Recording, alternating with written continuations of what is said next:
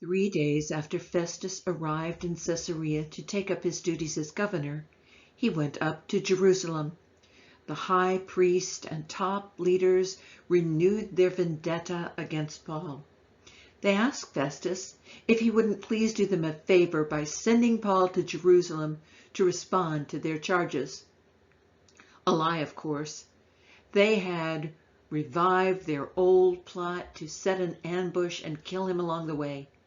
Festus answered that Caesarea was the proper jurisdiction for Paul, and that he himself was going back there in a few days. "You're perfectly welcome," he said, "to go back with me then and accuse him of whatever you think he's done wrong." About 8 or 10 days later, Festus returned to Caesarea. The next morning, he took his place in the courtroom and had Paul brought in. The minute he walked in, the Jews who'd come down from Jerusalem were all over him, hurling the most extreme accusations, none of which they could prove.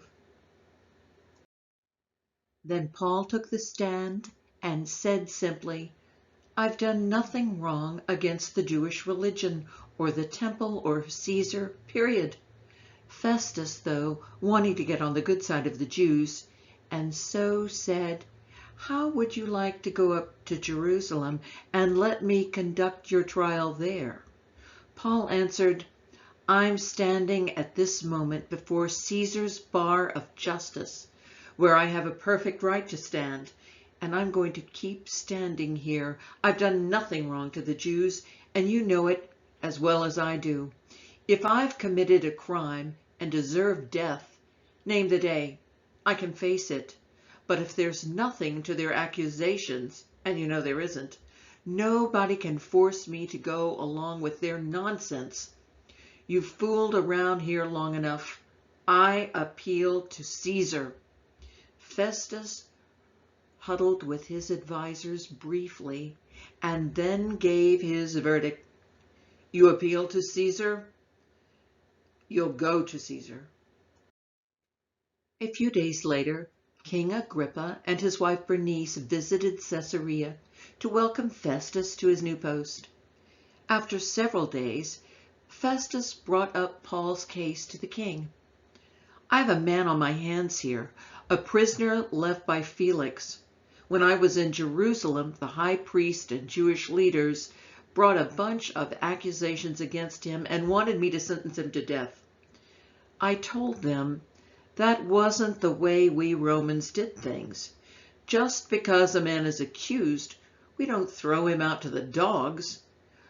We make sure the accused has a chance to face his accusers and defend himself of the charges. So when they came down here, I got right on the case. I took my place in the courtroom and put the man on the stand. The accusers came at him from all sides, but their accusations turned out to be nothing more than arguments about their religion and a dead man named Jesus, who the prisoner claimed was alive. Since I'm a newcomer here and don't understand everything involved in cases like this, I asked if he'd be willing to go to Jerusalem and be tried there. Paul refused and demanded a hearing before His Majesty in our highest court. So I ordered him returned to custody until I could send him to Caesar in Rome. Agrippa said, "I'd like to see this man and hear his story." "Good," said Festus. "We'll bring him in first thing in the morning, and you'll hear it for yourself." The next day, everybody who was anybody in Caesarea found his way to the great hall, along with the top military brass. Agrippa and Bernice made a flourishing grand entrance and took their places. Festus then ordered Paul brought in. Festus said, "King Agrippa and distinguished guest, take a good look at this man. A bunch of Jews petitioned me first in Jerusalem and later here to do away with him. They have been most vehement in demanding his execution. I looked into it and decided he had committed no crime.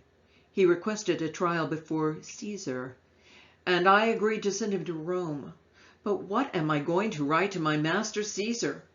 All the charges made by the Jews were fabrications, and I've uncovered nothing else.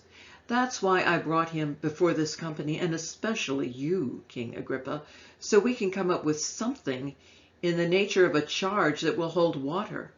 For it seems to me silly to send a prisoner all that way for a trial and not be able to document what he did wrong.